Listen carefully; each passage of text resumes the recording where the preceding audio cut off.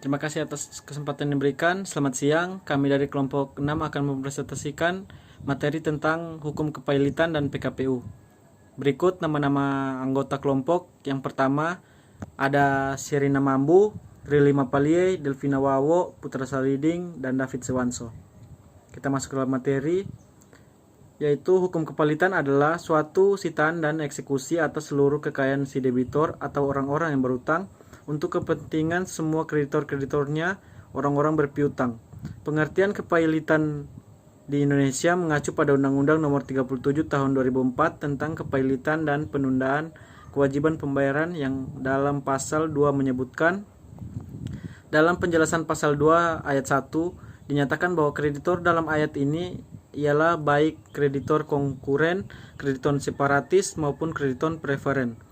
Khusus mengenai kreditor separatis dan kreditor preferen dapat mengajukan permohonan pernyataan pailit tanpa kehilangan hak guna atas kebendaan yang mereka miliki terhadap debitor dan haknya untuk didahulukan. Dari definisi di atas tampak bahwa kepailitan itu pun merupakan perbuatan yang berbentuk penyitaan maupun eksekusi terhadap harta debitur untuk pemenuhan kepada debitor. Ketentuan pasal 2 ayat 1 UK PKPU di atas menyatakan bahwa syarat untuk dapat dinyatakan pailit ialah apabila debitur telah berhenti membayar utangnya, bukan karena tidak sanggup. Dengan kata lain, berhenti karena debitur tidak berkeinginan membayar utangnya. Jika diperhatikan, prosedur untuk memohon pernyataan pailit bagi debitor sama sekali tidak diatur dalam UK PKPU. Namun jika debitor memohon untuk dirinya sendiri pernyataan pailit, ada kemungkinan di dalam permohonan tersebut terselip suatu itikat baik tidak baik pada debitur. Apabila si kreditor yang memohonkan pernyataan pailit, maka harus terbukti terlebih dahulu bahwa tuntunan terhadap pembayaran piutangnya jelas ada. Tujuan utama kepailitan yaitu untuk melakukan pembagian antara para kreditur atas kekayaan debitur oleh kurator. Kepailitan dimaksud untuk menghindari terjadinya sitaan terpisah atau eksekusi terpisah oleh kreditur dan menggantikannya dengan mengadakan sitaan bersama sehingga kekayaan debitur dapat dibagi kepada semua kreditur sesuai dengan hak masing-masing. Yang berikut, lembaga kepailitan pada dasarnya mempunyai dua fungsi sekaligus, yaitu yang pertama, kepailitan sebagai lembaga pemberi jaminan kepada kreditur bahwa debitur tidak akan berbuat curang dan tetap bertanggung jawab terhadap semua hutang-hutangnya kepada semua kreditur. Yang kedua, kepailitan sebagai lembaga yang juga memberi perlindungan kepada debitur terhadap kemungkinan eksekusi massal oleh kreditur-krediturnya. Yang berikut, syarat-syarat kepailitan. Mengajukan permohonan PKPU yang diajukan ke pengadilan niaga harus memenuhi syarat antara lain, yaitu yang pertama, surat permohonan bermeterai yang ditunjukkan kepada ketua pengadilan niaga sesuai domisili permohonan PKPU. Yang kedua, surat kuasa khusus otentik yang menunjukkannya kepada kuasa hukumnya bukan kepada law firmnya guna mengajukan permohonan. 3. Izin advokat yang telah dilegalisir. Alamat dan identitas lengkap para kreditor konkuren disertai dengan jumlah tagihan masing-masing pada debitor. Keempat, laporan finansial atau financial report. Kelima, laporan rencana perdamaian atau akord yang meliputi tawaran pembayaran seluruh atau sebagian utang kepada para kreditor konkuren. Selanjutnya yaitu asas-asas kepailitan. Yang pertama, asas keseimbangan, yang kedua asas kelangsungan usaha, yang ketiga asas keadilan, dan yang keempat asas integrasi. Pihak-pihak yang dapat mengajukan kepailitan, yang pertama debitor. Debitor yang mempunyai 2 atau lebih kreditor dan tidak membayar lunas, sedikitnya satu utang yang telah jatuh waktu dan dapat ditagih dinyatakan pailit oleh pengadilan, baik atas permohonannya sendiri maupun atas permohonan satu atau lebih kreditornya. Yang kedua yaitu kejaksaan, dapat mengajukan permohonan pailit dengan alasan untuk kepentingan umum. Akibat kepailitan secara umum, yang pertama, akibat kepailitan terhadap harta kekayaan debitur pailit. Yang kedua, akibat kepailitan bagi pasangan suami istri. Yang ketiga, akibat kepailitan terhadap seluruh perikatan yang dibuat oleh debitur pailit. Yang keempat, akibat kepailitan terhadap seluruh perbuatan hukum debitur sebelum pernyataan pailit. Jenis-jenis kreditor dalam kepailitan. Yang pertama, kreditor separatis. Kreditor separatis adalah kreditor pemegang hak jaminan kebendaan yang dapat bertindak sendiri. Yang kedua, kreditor preferen. Kreditor preferen adalah kreditor yang memiliki hak istimewa atau hak prioritas. Pengertian penundaan kewajiban pembayaran utang.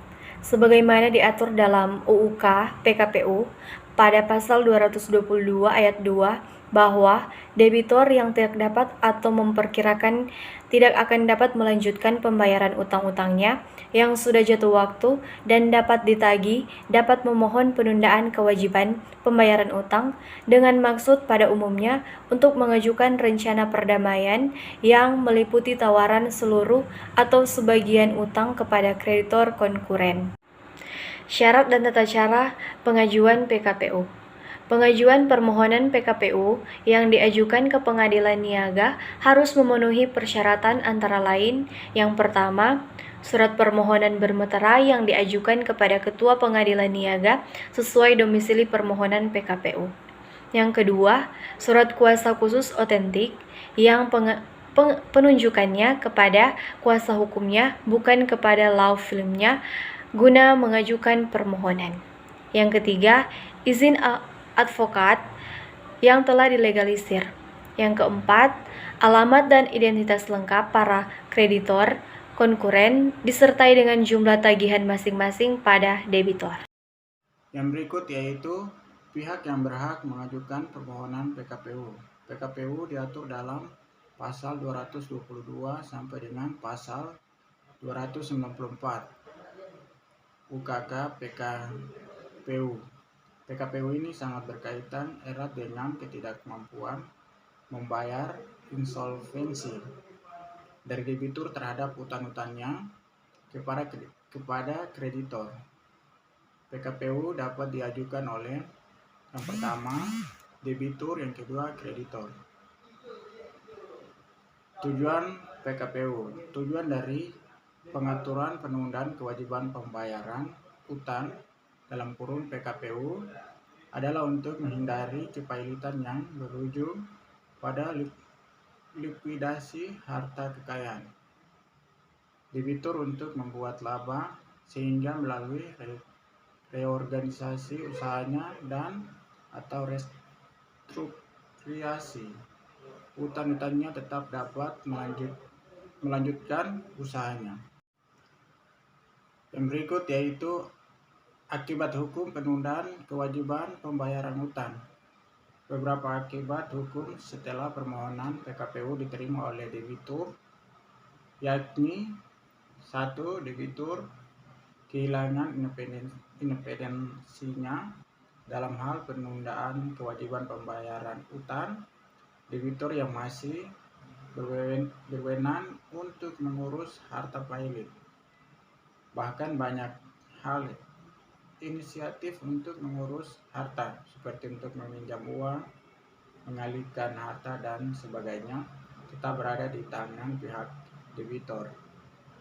Bahkan juga usaha debitur tetap berjalan.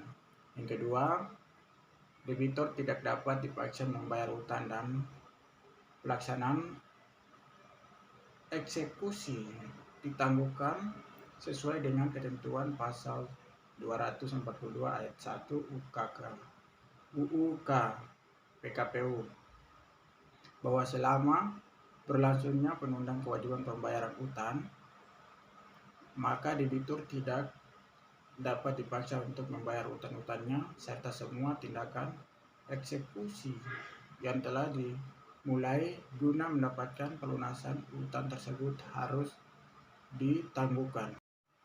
Yang berikut yaitu pengakhiran penundaan kewajiban pembayaran utang. Pertama, diakhiri karena kesalahan debitur. Dicabut karena keadaan harta debitur sudah membaik. Berakhir karena tercapai perdamaian. Berakhir karena rencana perdamaian ditolak. Berakhir karena penundaan kewajiban pembayaran utang dibatalkan. Berakhir karena tidak tercapainya perdamaian. Perdamaian dalam penundaan kewajiban pembayaran utang. Pembatalan perdamaian. Berikut kesimpulan dari materi ini yaitu yang pertama, 1. Tanggung jawab dan tugas tim pengurus terhadap penetapan PKPU untuk meminta kepada pengadilan agar semua sitaan yang telah dipasang diangkat sebelum diperolehnya PKPU tetap, dengan tujuan agar para kreditur konkuren memperoleh kepastian. Yang kedua, bagi kreditor yang terlambat mengajukan tagihan dalam proses PKPU akan tetap diterima sebagai tagihan dalam proses PKPU sepanjang pihak pengurus maupun para kreditor yang hadir memang tidak mengajukan keberatan mengenai hal itu meskipun tidak masuk dalam daftar tagihan tetap pengurus. Yang ketiga, kerugian kreditor adalah kehilangan hak suaranya dalam voting perdamaian karena yang berhak melakukan voting adalah kreditor-kreditor yang termasuk dalam daftar tagihan tetap pengurus. Pasal 278 UU Kepailitan dan PKPU. Sekian hasil presentasi dari kelompok 6. Terima kasih.